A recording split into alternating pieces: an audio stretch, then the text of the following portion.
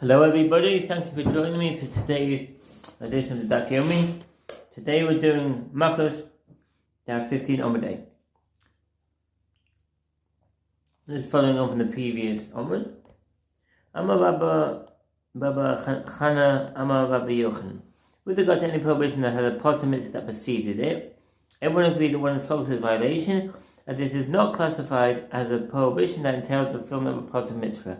He said to Rabbi Yochanan, did you say this halacha? So what it said in front of Amru lo amarta. Rashi explained that this question was posed to Rabbi Yochanan himself, who denied having said it. The Ritva, citing his teachers, explained that the question was addressed to Rabbi Hana. Rabbi Yochanan said to them, no, Rabbi Hana said in the form of an oath. By God he said it, and this halacha is written in the Torah. We learn it in the Mishnah. It is written, and they shall send from the camp any man who is leprous, and any zav, and they shall not render the camp impure. In Numbers 5:2-4, there is a prohibition against rendering the camp impure, and there is a positive mitzvah to send them out of the camp.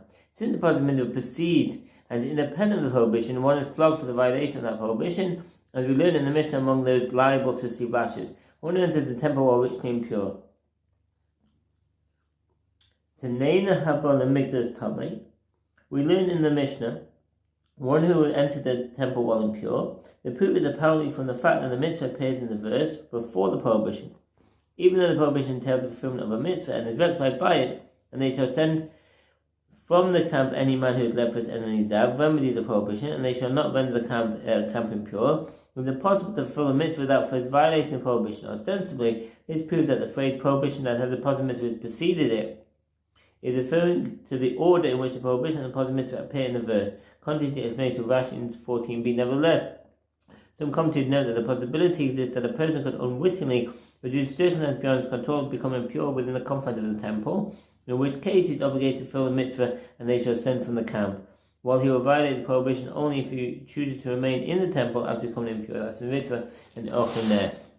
The Gemara asks, what is the reason that he retracted his statement and claimed that he did not say it? The Gemara answers, it's due to the fact that the halacha concerning one who rapes a virgin young woman who is required by Torah to marry her, and for whom it is prohibited to divorce as long as he lives, it is difficult for him, as is taught in the Bible, in the case of a rapist who divorced the woman he raped, if he is a non-priest, he remarries her, and he is not flogged for violating prohibition, he may not send away all of his days, Deuteronomy 22:29.